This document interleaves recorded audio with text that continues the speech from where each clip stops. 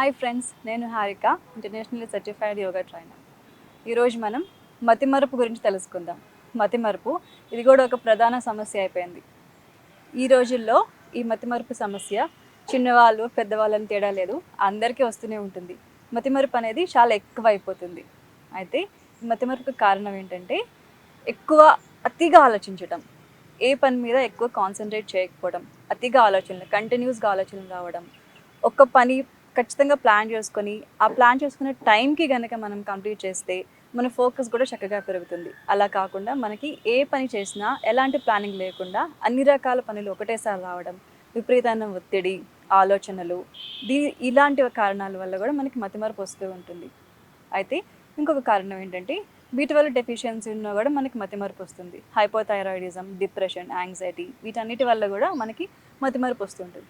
సడన్గా మనం మర్చిపోతూ ఉంటాం. కొన్ని ముఖ్యమైన విషయాలు గుర్తు చేసుకోవాలన్నా కూడా గుర్తుకు రావు. అయితే ఈ మతిమరుపు ప్రాబ్లం ఉంది అని ఎప్పుడైతే మనం ఐడెంటిఫై చేసామో అప్పటి నుంచి మనం దానికి సంబంధించిన కొన్ని జాగ్రత్తలు తీసుకోవాలి. చిన్న చిన్న గోల్స్ పెట్టుకోవాలి, అవి రీచ్ అవ్వడానికి ట్రై చేయాలి. అలాగే రోజు చేసే పనులు ఖచ్చితంగా ప్లాన్ చేసుకొని ఖచ్చితంగా చేస్తున్నామో లేదో చూసుకుంటూ ఉండాలి. ఫోకస్డ్గా ఉండాలి. ఈ రకంగా మనం ఎప్పుడైతే ఫోకస్డ్గా ఉంటున్నామో మనం తినేటప్పుడు, పడుకునేటప్పుడు దాని యొక్క టైమింగ్స్ చక్కగా మెయింటైన్ చేసుకోవాలి. ఇలా రోజువారీ చేసే పనులు ఎప్పుడైతే మనం ఫోకస్డ్గా చేస్తూ ఉన్నామో, అలాగే ముఖ్యమైన విషయాలు ఏవైతే ఉన్నాయో అవి ఎప్పుడు మనం రాసుకొని ఫాలో అవుతూ ఉండాలి.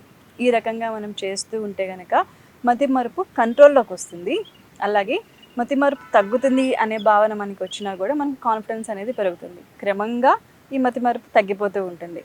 ఫోకస్ని నిదానంగా ఈ రకంగా మనం పెంచుకోవాలి. ఇప్పుడు ఈ ప్రాబ్లంకి సంబంధించి మనం కొన్ని ముఖ్యమైన యోగాసనాలు చూద్దాం, అలాగే ప్రాణాయామం చూద్దాం. ఎప్పుడైతే ప్రాణాయామం అనేది చాలా ఇంపార్టెంట్. ఈ ప్రాణాయామం చేయటం వల్ల కూడా మనకి ఫోకస్ చక్కగా పెరుగుతుంది. మనం తీసుకునే శ్వాస తీసుకోవడం, వదలటం అనే ప్రక్రియ ఉంది కదా, ఈ ప్రక్రియ వల్ల మన ఆలోచనలు కంట్రోల్లోకి వస్తాయి. ఆక్సిజన్ లెవెల్స్ ఎక్కువ పెరగటం వల్ల హెల్దీగా ఉంటుంది. ఇప్పుడు మనం ప్రాణాయామం చూద్దాం. మనం చేసే ప్రాణాయామం భ్రమరి ప్రాణాయామం. ఈ ప్రాణాయామం కనుక ప్రతిరోజు 5 నుంచి 8 నిమిషాల వరకు చేస్తే ఫోకస్డ్గా ఉంటాము. కాన్సన్ట్రేషన్ లెవెల్స్ బాగా ఇంప్రూవ్ అవుతాయి. అలాగే మనకి ఏ విషయం కూడా తొందరగా మర్చిపోకుండా ఉంటాం. ఇప్పుడు మనం చేసే ప్రాణాయామం భ్రమరి ప్రాణాయామం. స్ట్రైట్గా కూర్చోవాలి, బొటన్ వేలు ఇలాగా చెవిలో పెట్టాలి, 4 వేళ్ళు ఇలాగా ముఖం పైన. భ్రమరి ప్రాణాయామం అంటే తుమ్మెద లాంటి సౌండ్ చేయాలి. ఎలాగో ఫస్ట్ చూడండి.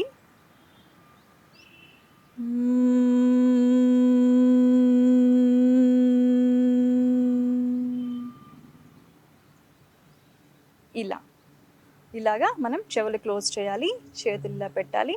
తర్వాత సౌండ్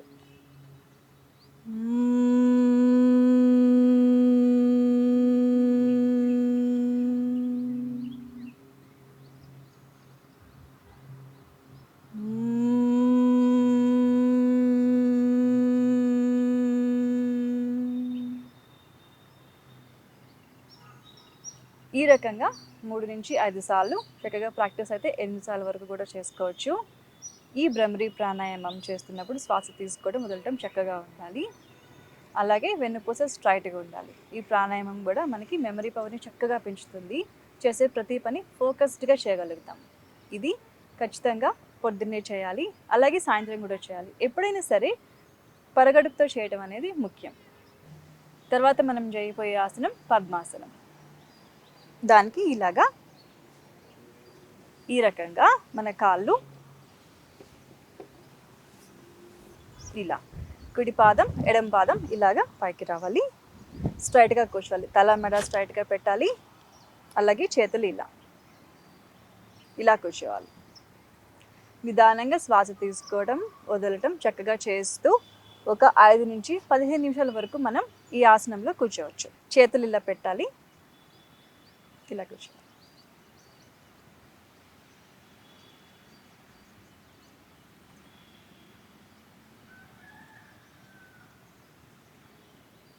ఈ రకంగా 15 నిమిషాల వరకు కూర్చోవచ్చు. ఫస్ట్ 5 నిమిషాల నుంచి ప్రాక్టీస్ చేయాలి.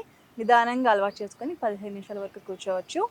తర్వాత నిదానంగా ఇలాగ రిలీజ్ చేసేయాలి. రిలీజ్ చేసుకొని సుఖాసనంలో కూర్చోవాలి. ఈ పద్మాసనంలోకి డైరెక్ట్గా వెళ్ళలేని వాళ్ళు ముందు ఒక కాలు ఇలాగా పైకి పెట్టుకొని ముందు ఇలా ప్రాక్టీస్ చేసుకోవాలి. ఇలా ప్రాక్టీస్ చేసుకొని చక్కగా అలవాటు అయిన తర్వాత పద్మాసనంలోకి వెళ్ళాలి. ఈ పద్మాసనంలో కూర్చున్నప్పుడు ఖచ్చితంగా తల, మెడ, నడుము స్ట్రైట్గానే ఉండాలి. ముందుకి కానీ వెనక్కి కానీ అసలు అలా వాలిపోకూడదు. ఆ రూల్ కూడా ఖచ్చితంగా ఫాలో అవ్వాలి. తర్వాత మనం చేయబోయే ఆసనం పశ్చిమోత్తానాసనం. దానికి ఇలాగా ఫస్ట్ దండాసనంలోకి రావాలి. తల, మెడ స్ట్రైట్గా పెట్టాలి. ఇలాగా చేతులు నిదానంగా వంగుతూ మన పాదాలను పట్టుకోవాలి ఈ రకంగా. మళ్ళీ ఇలాగే వెనక్కి రావాలి. ఇప్పుడు ఇదే ఆసనం మనం శ్వాసతో చేద్దాం. ఫస్ట్ స్ట్రైట్గా కూర్చోవాలి. శ్వాస తీసుకుంటూ చేతుల పైకి, శ్వాస వదిలేస్తూ చేతుల కిందకి ఇలా.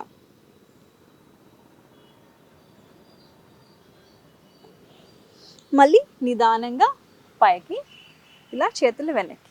అయితే ఇది 5 సార్లు వరకు చేయొచ్చు. ముందు 3 సార్లతో ప్రాక్టీస్ చేసి చక్కగా అలవాటు అయిన తర్వాత 5 సార్లు వరకు చేయొచ్చు. ఎప్పుడైనా సరే ఆసనంలోకి వెళ్ళడం, అలాగే ఆసనం నుంచి బయటికి రావడం, బయటకు వచ్చిన తర్వాత రిలాక్స్ అవ్వడం, ఇవన్నీ కూడా చాలా ఇంపార్టెంట్. ఫాస్ట్గా వెళ్ళిపోకూడదు.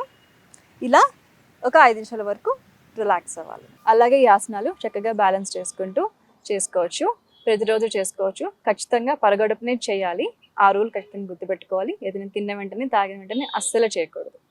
పొద్దున్నే ప్రతిరోజు ఈ ఆసనాలు చేసుకోవచ్చు. ఒక 10 నిమిషాల్లో అయిపోతుంది.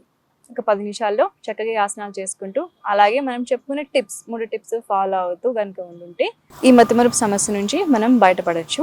చక్కగా ఫోకస్ ఇంప్రూవ్ అవుతుంది, మెమరీ పవర్ ఇంప్రూవ్ అవుతుంది. మరొక మంచి ఎపిసోడ్తో మళ్ళీ కలుద్దాం. Thank you.